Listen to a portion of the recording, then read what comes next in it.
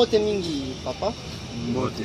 Mbote mingi donc oui awa to continue dans cadre ya permanence ya UDPS les a dit grand partie ya mboka na biso d'ailleurs tout le bar ya Afrique mobimba. Et puis pour éviter bande tu koye ba bande ko basa banani to sa banani ko to monde dans cadre permanence. To bani na papa na biso. Oui, merci bien de journaliste. Ngai kombo nanga sa Serge Kalala Chinyama, secrétaire national en charge de la mobilisation et implantation de la Ligue des jeunes dans la décision 021.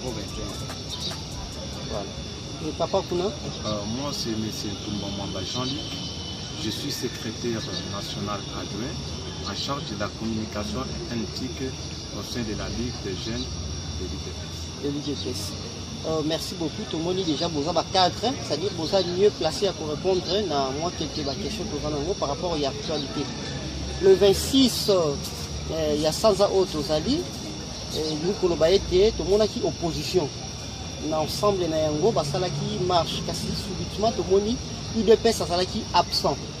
UDPS qui absent. Et objectif, il y a marche qui sur machine à voter.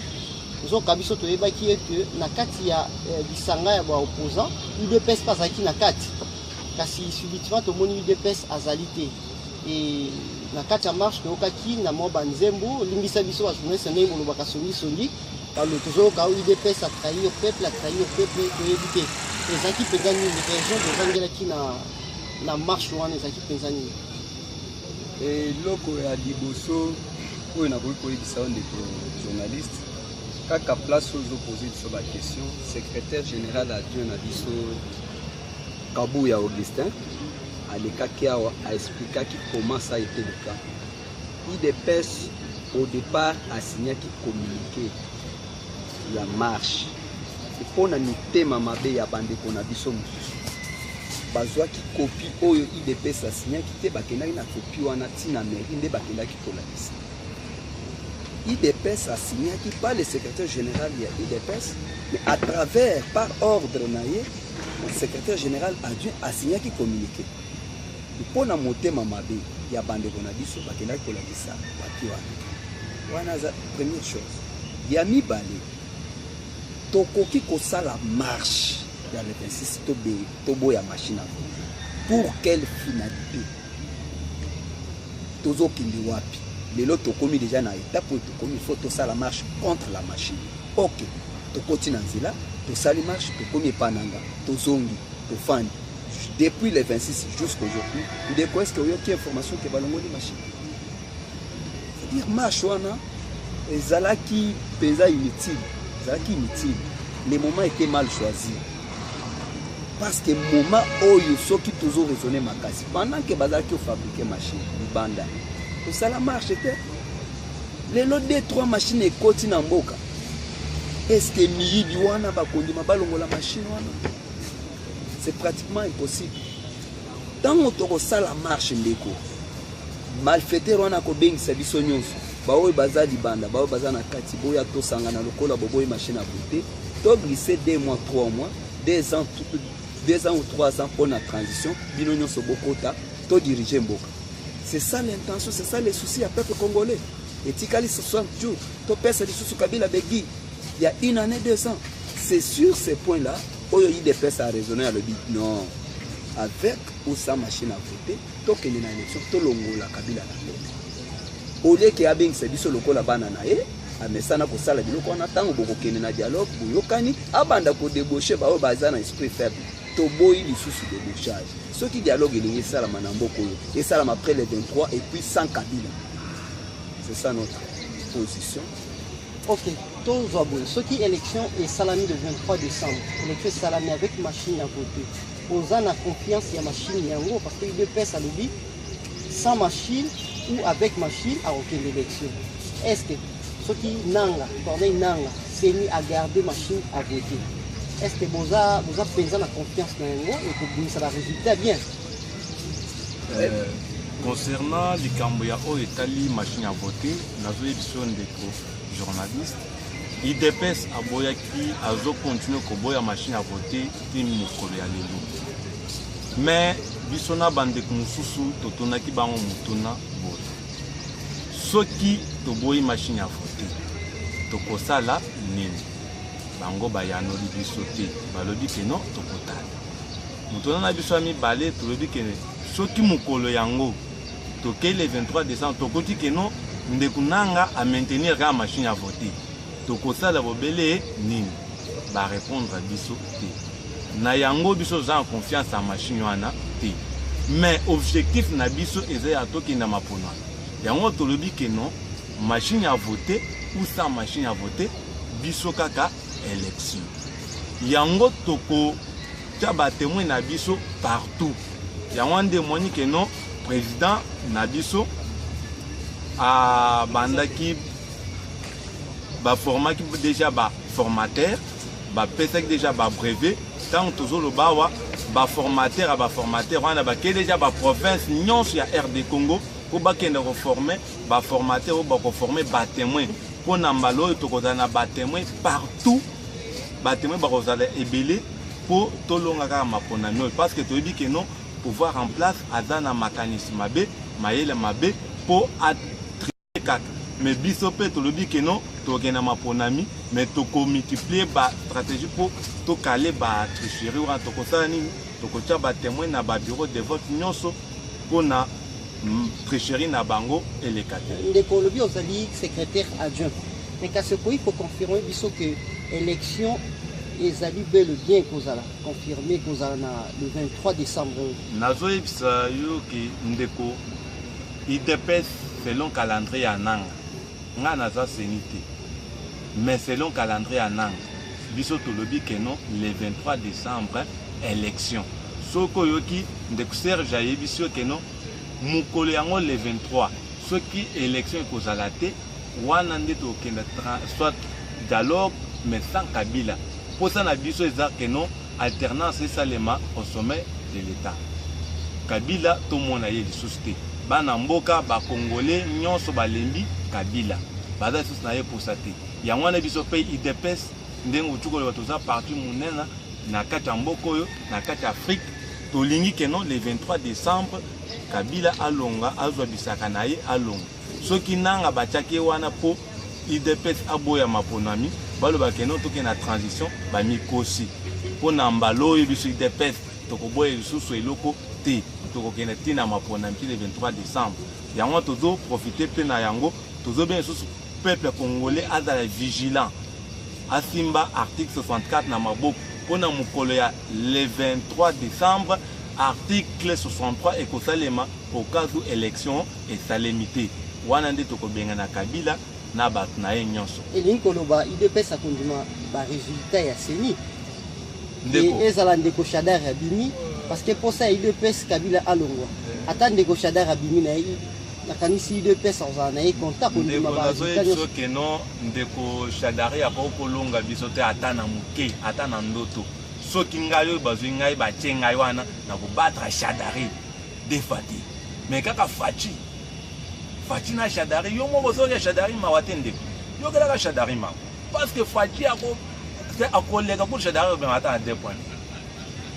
Merci beaucoup ndeko namonaki azalaki na likambo kobakisa ndeko naseki ntango otali otangi Shadari na kamwe makasi na regrete moto même na kati ya famille politique na ye bazodute makasi aza incapable ya nyonso no bomonaki na meeting ya 10 000 francs ebi meeting ya 10 000 francs meeting ya 10 000 francs yo toleka wana le 27 aza meeting ya 10 000 francs aza meeting ya qui plein à craquer aux autres informations 10 000 francs il y a 10 000 il y a 10 000 francs na suka na obitumé bimaki parce que bana mai bayembelaki bango ke toboyi machine à voter et toyaki pona 10 000 francs balobaki ya solo tozobisa bino boye Shadari akotikala jamais kozwa même 5 voix na moko. Je pars plus loin. Il a tué chez nous. Il a créé le Kamouena chez nous. Abomi. Il a tué. Où est-ce qu'il aura des voix? Il va battre la campagne où? Il s'est mis en difficulté. Battre en majorité. Yebisanga site nin. Oh yo mutuloko la bouchabo ko kita sa la campagne.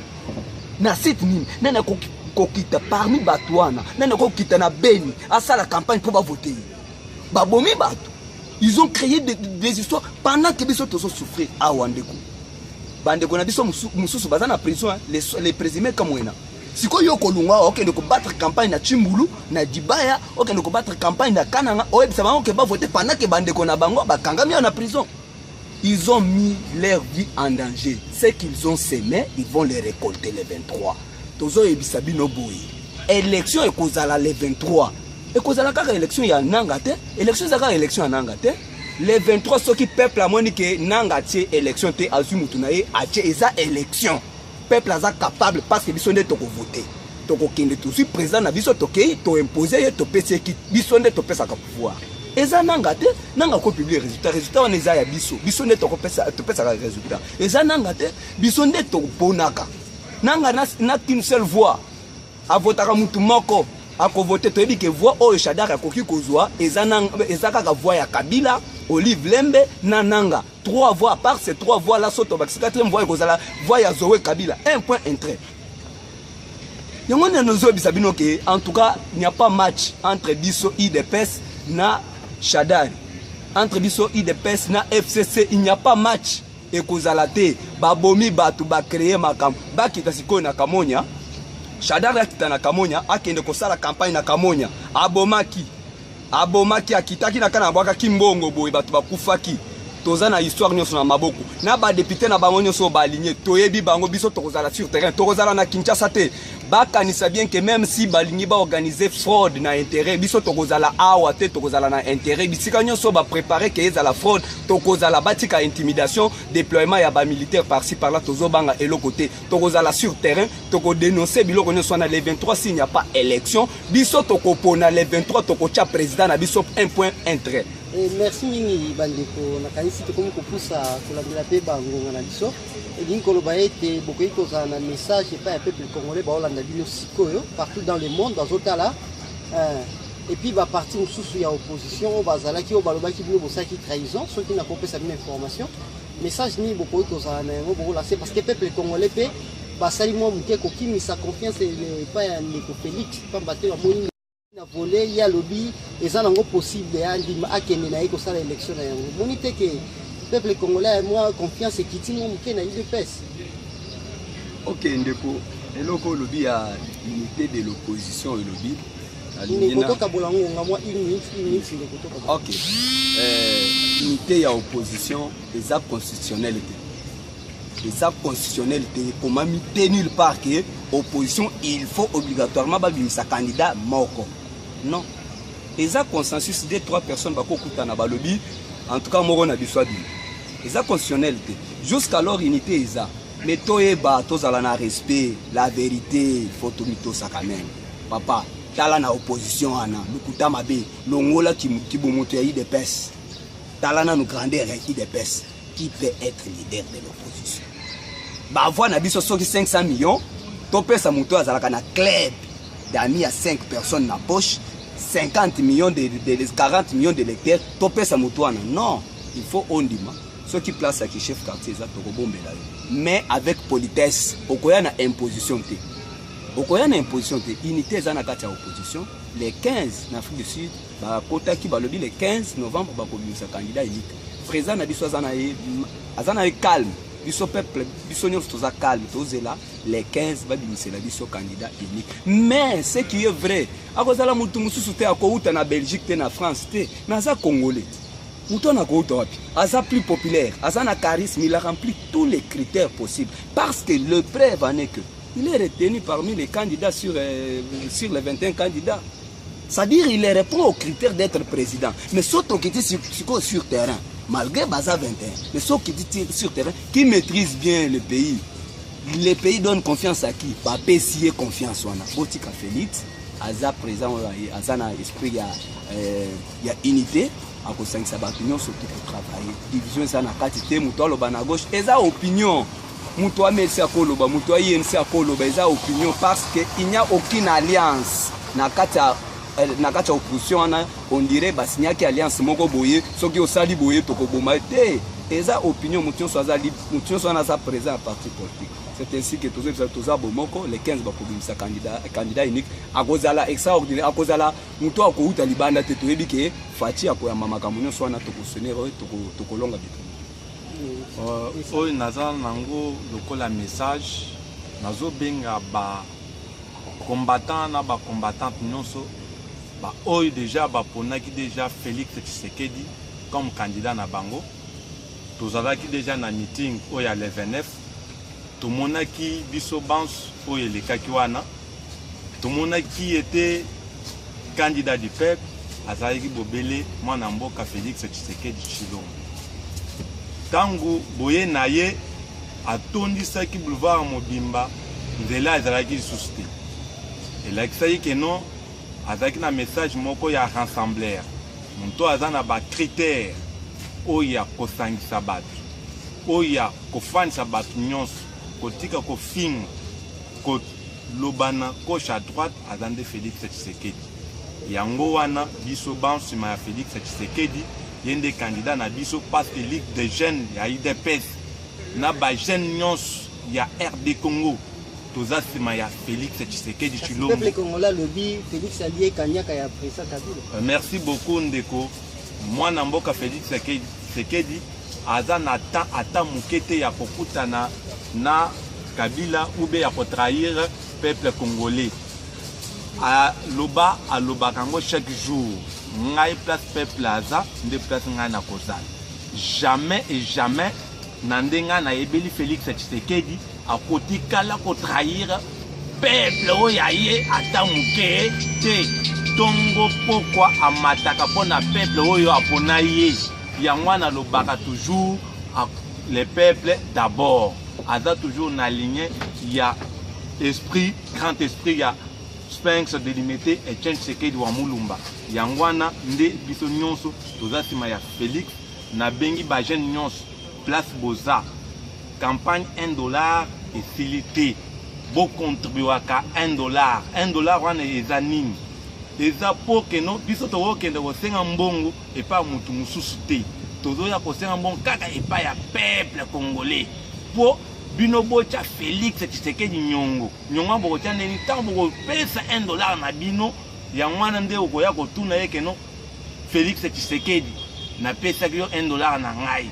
mais lelo ozo sala nini okomona mais ceux qui montent na mbongo akabeli yo c'est-à-dire que opesi voix na ye mbala akozwa voix akei okotuna ye mutuna te parce que yende monta ya ko pesi mbongo asomba voix wana mais ceux qui yo ye na $1 na yo opesi pour na campagne ko soutenir campagne ya UDPS ya Fati ya Félix Tshisekedi Tshilombo candidat numéro 20 nazo benga bino nyonso bana mikili place nyonso boko landa biso botindaka ba contribution na bino $1 ba numéro eza sima na biso wa ba kolakisa bino na sim botinda ba $1 kobanda $1 ti $1 million toza nango posa po campagne ya Fati esalema na ndenge moko oyo bango babane ko kanisa te biso tokokende kozwa mbongo bipai mususu te tokozwa mboka epai ya pepe na lobi pe na pesi bino matuta.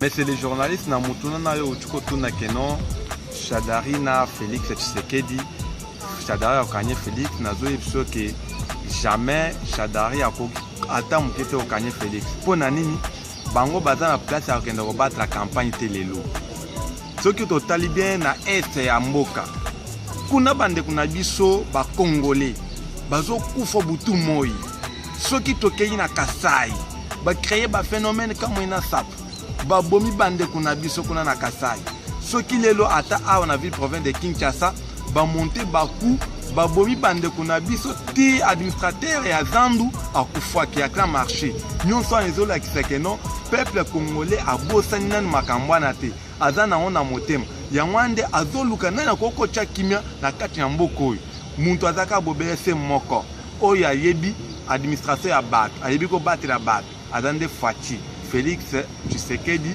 Tshilombo yende candidat numéro 20 parce que peuple congolais mobimba bazozela ye na maboko pembe ye pe aza maboko pembe po ba travailler elongo c'est-à-dire côté wana komitungisa te tokobatra Shadari akobimata na devoir. Merci beaucoup. Alors, nakoki koloba pona question ya corruption à 3 millions. De konaebisio boye kaka na lopango to salaki congrès. Tobimisaki président pour la candidat président tobimisaki pour la premier ministre. Kabila na tour na ena batu na ye baye ba proposer président na biso azala premier ministre d'ailleurs. Président na biso aboyi eloko wana aboyi catégoriquement parce que biso atovotaki ye pour azala candidat président et non candidat premier ministre. Combien d'argent va proposer qui est balobi ebembe ya président fait président Etienne Ezonga yoza la premier ministre aboyi il a refusé il est resté au centre de l'UDPS avec l'esprit local biso bazende dirigeaka tokena meeting ya Sainte-Thérèse président yemoko tuni biso bino bopona kinga pona za la premier ministre ya Kabila ou bien za la candidat président ya République toloba ki toyebisa ki yeboye topona ki oza la président de la République et non oza la premier ministre ya Kabila bo imaginer biloko wana muto aboya koza la président de la République aya koza 3 millions oye aboya ki aza la premier ministre koza la premier ministre na koza 3 millions qu'est-ce qui coûte cher Mouton Boy cause la premier ministre mais a eu 3 millions. Vous imaginez où t'as président et secrétaire général Nabiso Jean-Marc Kabunda Kaboun va confisquer passeport naé, va sengi soit linga soit passeport naé, va payer 1,5 million à CDI de pes, va payer passeport. À boy, il de pes, va anti-valeur total de milagayango. Bato bazaki o débauché kala bato ana esili bambu manyon soit esili tant ya koloba biloko corruption eza lisusu président Nabiso ndé président Nabiso ndé akozala président élu de cette République démocratique du Congo tokozala na mutu mususu te.